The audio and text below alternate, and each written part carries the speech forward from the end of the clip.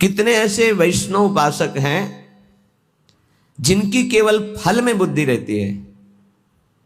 इनको अपने घर ले जाए, इनको खवा दे तो हमें ये फल मिलेगा, इनको ऐसा करे तो ये हमें लाभ मिलेगा। और लाभ का जहां नाश हो रहा है वास्तविक, उसका सुधार नहीं है। अंधा बटे पड़ा चबाए, अपराध खाता जाता है और वो सोचता है मैं साधन संपन्न हो रहा हूं। जिनके कानों में शब्द पड़ रहे हैं भागवती, उनको संभलना चाहिए। अपने इष्ट की अनन्यता ही बेड़ा पार करेगी। तुम्हारे साधन बल में इतनी ताकत नहीं है कि इस महान भव समुद्र से पार हो जाओ। आचार्य चरण कह रहे हैं, क्वाहम मूढ़मति क्व नाम परमानंदैक सारम रसम। मैं मूढ़मति, कहां परमानंद का सार राधा नाम। वो अपने को मूढ़मति समझ रहे हैं। आप इतने विद्वान बुद्धिमान हैं, साधन से वस्तु प्राप्त कर लेंगे, तो हम फिर साधन क्यों करें? असाधन मिटाने के लिए। साधन नहीं करोगे तो असाधन बनेगा। लाभ किससे मिलेगा? प्रियालाल की कृपा से, आश्रय से। बात समझना है बड़े महापुरुषों की, बहुत जल्दी लाभ हो जाएगा। ये समझ में नहीं आती सबके। बिगड़ी जन्म अनेक की अब ही सुधरे आज, हो ही राम को, हो गया हमारा काम। भगवत प्राप्ति पक्की होगी, हो ही राम को। अब समय कैसे व्यतीत करें? नाम जब गलती ना हो, इसलिए तज कुसुमाज, गंदी बातें छोड़ो, नाम जप करो। इससे समय तुम्हारा सार्थक होगा। गति तुम्हारी प्रभु के होने से होगी। मेरी प्रिया जो, मेरे श्यामा जो, मेरी लाडली जो। ये बात समझ में नहीं आती, ये नहीं समझ में आती। दान पुण्य समझ में आएगा, तीर्थ स्नान, परिक्रमा, साधु सेवा, ये समझ में आएगा, क्योंकि इससे मुझे लाभ मिल रहा है। क्या? अहम को सुख मिल रहा है। मैं प्रति महीने इतना देता हूं, मैं प्रति महीने ये दान करता हूं, मैं ये करता हूं, ये करता हूं। ये हुआ अंधा बटा, और अहंकार रूपी पड़ा चबा रहा है, तुम्हारी समझ में नहीं आ रहा। खाली हाथ मलिनता की मलिनता बनी रहेगी। जिनको कृपा का परिचय मिला, वो करे सबे अंग गुणहीन हो। देख लो, नित्य विहार रस की रचना करने वाले महापुरुष कह रहे हैं, जो सर्वोपरि रस के ज्ञाता हैं, वो कह रहे हैं सबे अंग गुणहीन हो, ताको जतन न कोई, एक किशोरी कृपाते, जो कछु होई सो होई। समस्त साधनों से हीन हूं, कोई दैवी संपदा का कोई गुणाभिमान नहीं। कैसे महापुरुष हैं? सबे अंग गुणहीन। मुझ हीन की गति तो केवल लाडली जू है, लाडली जू की कृपा है बस। सो कृपाति सुलभ नहीं, ताको कौन उपाय, चरण शरण हरिवंश की सहज ही बन्यो बना। वो भी कृपा ऐसे सुलभ नहीं होती किशोरी जी की। बोले हमारा तो सब सहज बनाव बन गया, हित सजनी स्वरूपा हरिवंश महाप्रभु की शरण मिल गई, तो श्री हरिवंश कृपा हुई, तो लाडली जी की कृपा बरसने लगी। किसके ऊपर? जो सबे अंग गुणहीन हो, किंचन मात्र अहंकार नहीं। प्राय हम देख रहे हैं कि अहंकार की धरा में जिससे अहंकार पुष्ट हो, वो कार्य करने में सुख मिल रहा है अंतःकरण को। ध्यान से देखिएगा तो आपको परिचय मिल जाएगा। मैं ये कर रहा हूं, मैं ये करूंगा, मैंने इतना जपा, मैं इतना जपूंगा, ये अहम अंदर जो है वो सुखानुभूति दे रहा है, वो साधना की। और महान प्रेम रस प्राप्ति के लिए साधन सुख का नहीं, आश्रय सुख का रसास्वादन होता है। साधन तो आश्रित से ऐसा होता है कि अहंकारी से हो ही नहीं सकता है। 5 मिनट में जो आश्रित का भजन होगा, वो 5 घंटे अहंकारी करे तो भी नहीं पहुंच सकता। आर्त भाव से द्रवित हृदय से 5 मिनट तन्मय होकर जो उसका भजन हुआ, उसकी बराबरी अहंकारी 5 घंटे क्या 5 दिन करे तो बराबरी नहीं कर सकता। आश्रय समझ पा रहे हो भगवत कृपा से तो समझ लीजिए, हृदय से आश्रय। समय व्यतीत करने के लिए नाम जप, हम आश्रित हैं, इसके लिए पवित्र रहना अनिवार्य है। तो कोई हमसे गंदी बात, गंदी क्रिया, गंदी सोच, गंदे लोगों का संग न बन जाए, ये सावधानी। तब जाके उपासक के हृदय में भगवदानंद स्फुरित होता है। ये सब बहिर्मुख अपनी केवल अहंकार की वृत्ति को पुष्ट करके साधना का अहम रख करके परम पद प्राप्त करना कदापि नहीं। अंतर्मुख होकर देखो, कृपा के बिना एक क्षण भी तुम नाम जप नहीं कर सकते। कृपा आपके ऊपर है, उस कृपा की बलिहारी नहीं जा रहे और अहम को पुष्ट कर रहे हो। बहुत सावधानी, अंदर का विषय, अगर इसे सुधारोगे नहीं तो बहुत लंबा समय चला जाएगा, बहुत लंबा समय। बाहरी वेश परिवर्तन से, बाहरी स्थान परिवर्तन से कोई फर्क नहीं पड़ता मन में, अहंकार में, दोषों में। जब तक हमारा चिंतन परिवर्तित नहीं होगा तब तक बात नहीं बनेगी। अहम युक्त चिंतन मूढ़ता को धारण करता है। मूढ़ पुरुष कभी परम पद का अधिकारी नहीं होता। दैन्य भाव प्रियाजू को अत्यंत प्रिय है और ये अहम नष्ट होकर दैन्य आना केवल गुरु कृपा से होता है।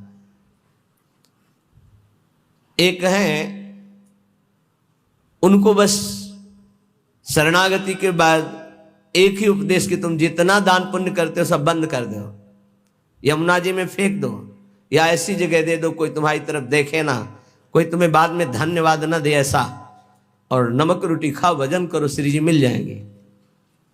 पर वो सम्मान प्रिय जीवन तो हमको ये बर्दाश्त नहीं हो। और सार्वभौम सत्संग हो रहा किसी व्यक्ति के लिए नहीं, वो तुम्हारे अंदर की कमजोरी को दूर कर रहा है, उस कमजोरी को मार रहा है जो तुम्हारे भजन को खा रहा है, तुम्हारे भजन को छीण कर रहा है। पर वह अहंकारी चोरों को संभाल के हृदय में रखता है और सत मार्ग की वृत्ति से दूर हो जाता है। वो समझ नहीं पाता, वो संत वाणी को, गुरु वाणी को अपना विरोधी समझता है और अपने विरोधी काम, क्रोध, अहंकार, मोह, मद इनको मित्र समझता है और इनको बचाने के लिए सत्संग रूपी प्रहार से बचा जाता है। नहीं, इतने प्यारे इन दोषों को हम कैसे निकाल सकते हैं? सत्संग छोड़ देंगे, सामने आना छोड़ देंगे, लेकिन भगवत प्रदत्त बुद्धि के द्वारा विकारों को छोड़ दें, ऐसा कैसे हो सकता है? यही दुर्गति जीव की है। भगवान की तरफ ते सब बानक बन गया, मानव देह वृंदावन आ जाना, रसिकों से शरणागत होकर दीक्षा ले लेना, साधन पद्धति का ज्ञान करा देना, पर उनको कुछ नहीं। हाथी का स्नान सब हुआ, हाथी स्नान किया, सूंड से रज लिया, फिर ऊपर सब डाल लिया, क्या हुआ? चाहे जितना निर्मल करो, अहंकारी अपने आप को मलिन रखना ही अच्छा समझता है। देह भाव वाले जनों का संग कभी नहीं करना चाहिए। इनके संग से केवल दुख, अशांति यही प्राप्त होती है। अपने को सदैव अहंकार रहित बनाने के लिए ही तो हम साधना कर रहे हैं। और हमारा बंधन है क्या? हमारा बंधन क्या है? संस्कृत मूल सूल प्रद नाना सकल शोकदायक अभिमाना, ये अहंकार ही तो बंधन है। और यही मिटाने के लिए जब हम गुरु शरण में होते हैं, और जब अहंकार पर घन चलता है, भाग पड़ते हैं। अहंकार पर चोट नहीं होनी चाहिए। फिर मिटाना किसको था? साधना किसकी थी? इसलिए उपासक सावधान। श्रीपाद प्रबोधानंद जी कह रहे हैं, भ्रातस्ते किमु निश्चयेन विदितः स्वस्यांत कालः किमु त्वं जानासि महामनुं बलवतो मृत्युर्गति स्तंभने मृत्युस्तत्करणं प्रतीक्षत इति त्वं वेत्सि किं वा यतो बारंबारमसंक एव चलसे वृंदावनादन्यतः भ्रातस ते किम निश्चयेन विदितः श्वश्यांत कालः किम। ए भाई, क्या तुम जान गए हो कि तुम्हारा मृत्यु का समय कब है? तुम निश्चित जानते हो? तो उत्तर आएगा नहीं, नहीं जानता। तो फिर तुम बलवान मृत्यु की रोकने की गति क्यों नहीं प्राप्त कर रहे? जहां तुम्हें मृत्यु छू न सके ऐसी स्थिति में क्यों नहीं पहुंचना चाहते हो? क्यों बार बार जन्मना मरना पसंद करते हो? अर्थात इस भयावह दुखालय संसार से तुम मुक्त होने का उपाय क्यों नहीं कर लेते हो? तुम्हें पता है एक दिन मृत्यु आएगी, उस दिन का मुझे पता नहीं। हे भाई, तू बलवान मृत्यु को रोकने का उपाय क्यों नहीं कर रहा? क्या उपाय? रोकने का क्या उपाय? हमारी जो शरीर से तन्मयता है, तन्मयता हट जाए और प्रभु में तन्मयता हो जाए, तो जैसे सांप ने आक्रमण किया, कपड़ा उतार के फेंक दिया, वो उसी को काट रहा है, मेरे ऊपर कोई फर्क नहीं पड़ा।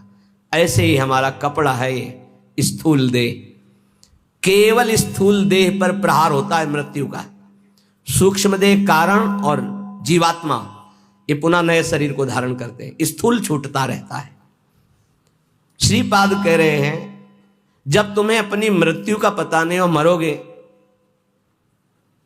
तो तुम उपाय क्यों ऐसा नहीं कर लेते जिससे मृत्यु तुम्हें स्पर्श न कर पावे? जब तुम्हारी मृत्यु होगी तो तुम्हारा कुछ नहीं होगा इस मृत्यु लोक का, तो अपनी श्वासें ऐसी जगह क्यों नष्ट कर रहे हो जहां कुछ तुम्हें नहीं मिलेगा? कई बार प्रार्थना की है, मानो आपको एक ऐसे देश भेजा जाए जहां बहुत सब सुविधाएं मिल जाएंगी, खूब भोग भोगो, रुपया पैसा मकान सब, लेकिन वीजा है आपका, उसके तिथि तारीख पूर्ण होने पर आपको तुरंत वापस बुलाया जाएगा। जब वहां से वापस बुलाया जाएगा तो कुछ नहीं, कपड़ा भी उतरा लिया जाएगा। बोलो ऐसे देश में रहना पसंद करोगे जाना? विचार करके देखो, कपड़ा भी उतरा लिया जाएगा, फिर देश से बाहर निकलो। चाहे जितना पुत्र पुत्री परिवार रुपया पैसा गाड़ी घोड़ा मकान सब एकत्रित कर लिया, लेकिन जब उस देश का वीजा खत्म होगा तो कपड़ा भी उतरा लिया जाएगा और आपको भगा दिया जाएगा। बोलो ऐसे देश में रहना पसंद करोगे, राजी रहोगे? सब कोई कहेगा नहीं। तो ऐसे ही देश में तो रह रहे हो, इसी देश में रह रहे हो, इसका नाम मृत्यु लोक है। हर सुविधा, हर विधान, हर आपका किया हुआ संकल्प कार्य सब का सब आपका यहीं रह जाएगा।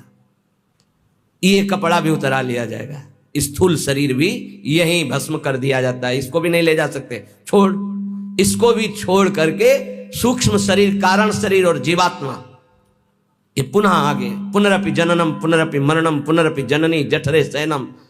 आप विचार करो कि आप बुद्धिमान हो। यदि परम कृपालु प्रभु का आश्रय लेकर नाम जप नहीं कर रहे और विषय भोगों में नाना प्रकार की धन संपत्ति में नाना प्रकार के व्यवहार बढ़ाने में अपना समय नष्ट कर रहे हो, तो तुमको ये ध्यान रखना चाहिए कि तुम इस देश में हो, मृत्यु लोक में हो, जहां से भगाया जाएगा वीजा खत्म होने पर, श्वास पूरी होने पर। तो आपका शरीर भी आपके साथ नहीं होगा, कपड़ा तक उतरा लिया जाएगा। ये शरीर हमारा कपड़ा है, वशांश जीर्णानि यथा विहाय, इसे कपड़ा ही कहा है भगवान ने। क्या बुद्धिमान हो तुम? इतना दिव्य मानव देह मिलने के बाद कमा के क्या जा रहे हो? पाप और पुण्य की पोटरी लेकर फिर वही दुर्गति। इसलिए भाई मृत्यु तुम्हारा इंतजार नहीं कर रहे। भाई बेटी का ब्याह रहेगा, पूरा कर ले तो हम थोड़ा भी, या थोड़ा अमुक कार्य रह गया, नहीं, तत्काल प्रहार करेगी, बस समय आने दो। चाहे वो पुण्यात्मा हो, चाहे महात्मा हो, चाहे दुरात्मा हो, सबके ऊपर उसका प्रहार होता है। पर महात्मा अपनी स्थिति इतनी ऊंची उठा लेता है कि मृत्यु जनित उसको दुख नहीं होता। जैसे मत वाले हाथी के गले से फूलों की माला कब टूट के गिर गई पता नहीं चलता, ऐसे भगवत प्राप्त महात्मा का शरीर कब छूट गया उसको कोई पता नहीं, क्योंकि हर समय जिसमें रमण कर रहा था वो उसी में रमण करता है। शरीर एक स्वप्न की तरह छूट गया। इसलिए मेरी प्रार्थना मान ले भ्रातस, ए भाई, बारंबार असंख्य एव चल से वृंदावनादन्यतः। वृंदावन प्रिया प्रीतम प्रेमी जन भगवन नाम इनको तू छोड़कर बार बार अन्य चिंतन करता है, अन्य क्रियाएं करता है, अन्य बातों में मन लगा रहा है, तुझे डर नहीं लग रहा कि तेरी मृत्यु होने वाली है? बहुत भयावह संसार है, बहुत भयावह। क्योंकि आपको भुलावे में डाल दिया गया इसलिए आपको ऐसा नहीं लग रहा। यहां प्रति मिनट प्रति सेकंड ऐसे सावधान है जैसे युद्ध क्षेत्र में चारों तरफ से बाण चल रहे हो और वो महारथी अतिरथी वीर अपने को बचाते हुए निकल रहा हो, ऐसे चला जा रहा है। एक एक सेकंड सावधान, नेत्र खुले, हर समय मंत्राकार वृत्ति, कभी भी शरीर छूट सकता है। क्यों? क्योंकि पता है ऐसी स्थिति है। आपको एकदम भुलावे में डाल दिया गया है। आपके पास वो पार्षद नहीं है जो आपको सावधान करे। बड़ी कृपा है जिनको भगवान ने ऐसी बुद्धि दे दी, ऐसे विवेक दे दिया। यहां से चलना है, रहना नहीं, देश बिराना है। सबसे सबकी सेवा करो, सबको प्यार करो। वो प्यार, वो सेवा एकमात्र भगवान के प्रेम के लिए, भगवान की प्राप्ति के लिए।